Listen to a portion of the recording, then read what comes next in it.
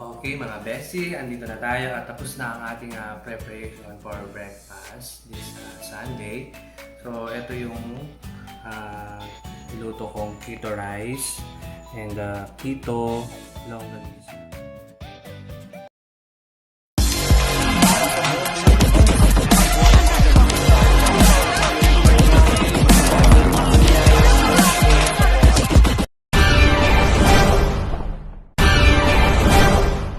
Happy weekend mga Bessie, mga bestie.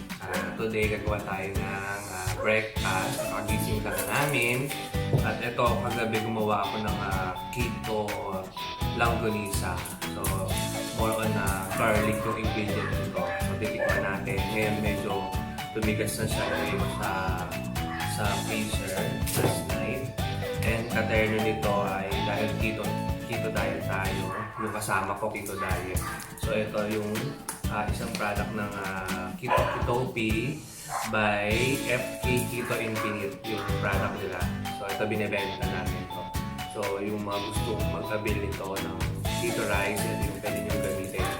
So let's start to cook the keto rice with keto longganisa.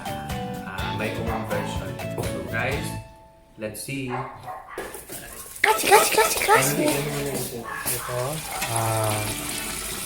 magkano tayo ng tubig. Open natin siya. Hugasan po na natin. Ayan siya.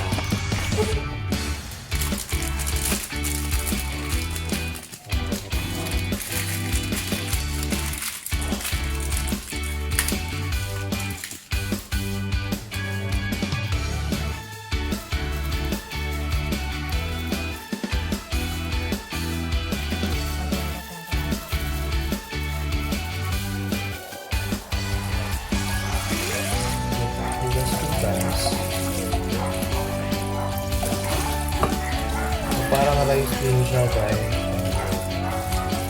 Kailangan maging healthy tayo sa panahon ngayon.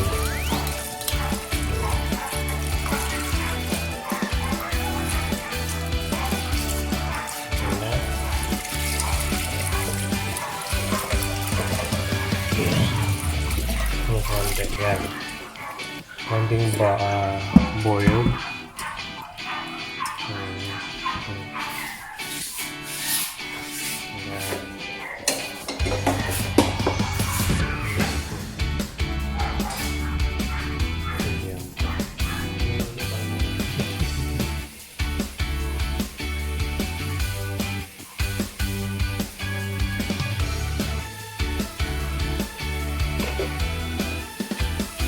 Guys, puno na yung natin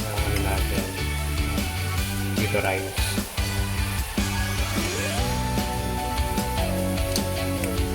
Green.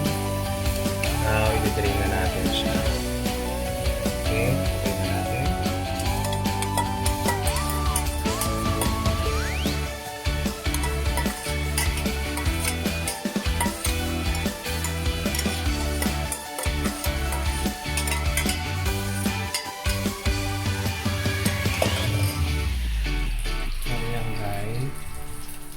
Lagay na natin yung keto rice. Isasagad natin.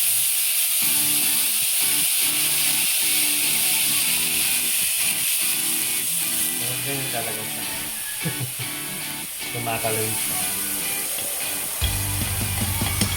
Dapat low fire. Apoy.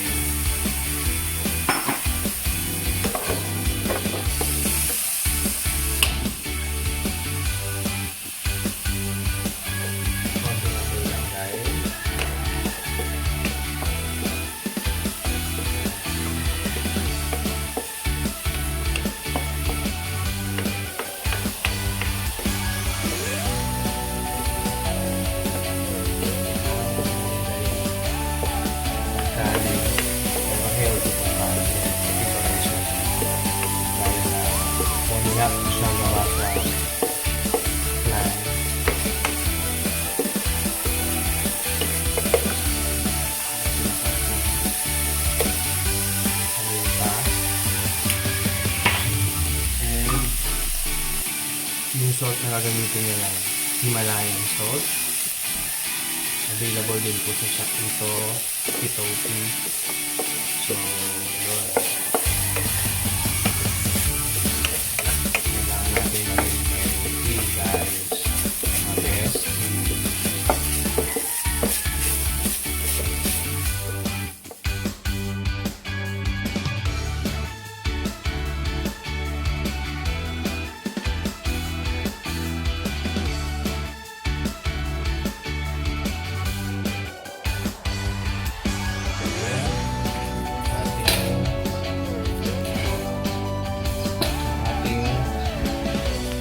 Ginawang longganisa garlic sa keto.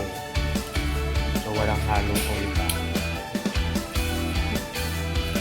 Hindi garlic. Siyempre may asin.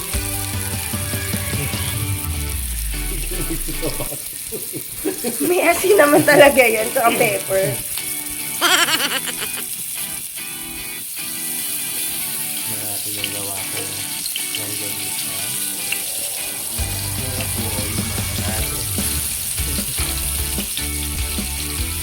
So, pwede na itong pang business din.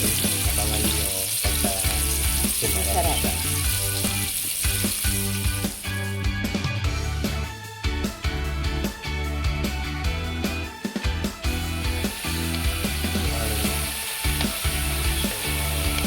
Exclusively for people.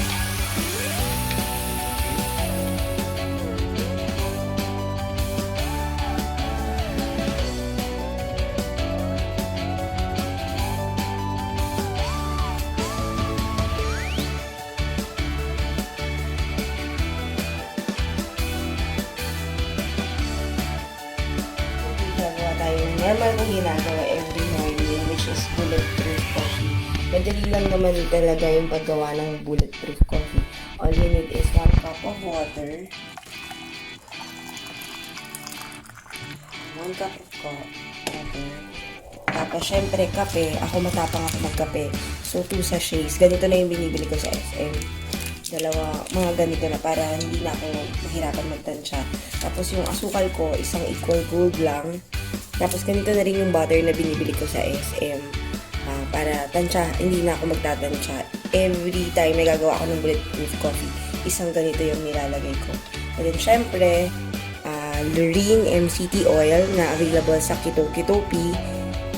2 tablespoons ang nilalagay ko. And then ito din, Nestle cream. So, gawa na tayo ng bulletproof coffee guys. Pinimix lang naman talaga siya. Water.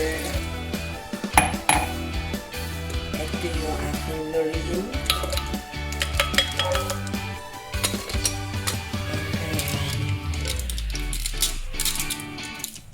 Water.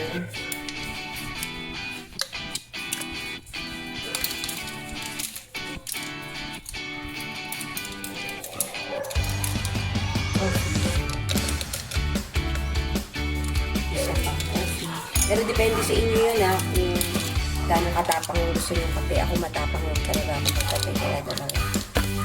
Siyempre, konting asukal. Kung kaya nyo nang walang asukal, pwede rin naman. So, kahit konti may sweetness lang konti. Tapos, ito na. Nasa na. 2 tablespoons din ang nilalagay ko. Minsan, pag gusto ko na medyo ma-chocolate, nilalagyan ko ng ricotta. Pero yung normal kong kape, natin siya.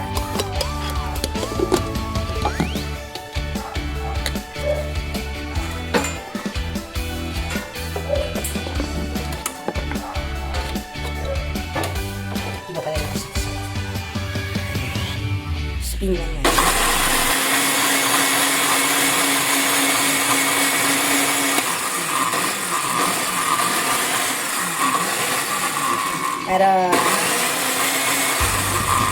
Para well mix siya. Medyo dinatagal. Para sigurado na yung butter ay well mixed. So, ayan. Tapos na siya. Ganun lang kasimple. Ilalagay ko na siya sa aking paboritong mug. Medyo frothy. Yan. May bula-bula pa siya sa taas. Ganun lang. Ganun lang siya kasimple. Mas masarap pa sa Starbucks. Thank you for Okay watching. mga bestie, andito na tayo at tapos na ang ating preparation for breakfast this Sunday. So ito yung niluto kong keto rice and keto longganisa garlic. Yan. My own version. So sinamahan na din namin ng cucumber and bullet root coffee. And then ito na yung keto rice. Sa mga gusto ng keto rice, available po ito sa Keto P at like and share nyo lang din yung page. And sa mga hindi pa nakakapag-subscribe sa aking channel, just subscribe and click the bell button all para updates kayo sa aking mga video updates. So, happy weekend guys!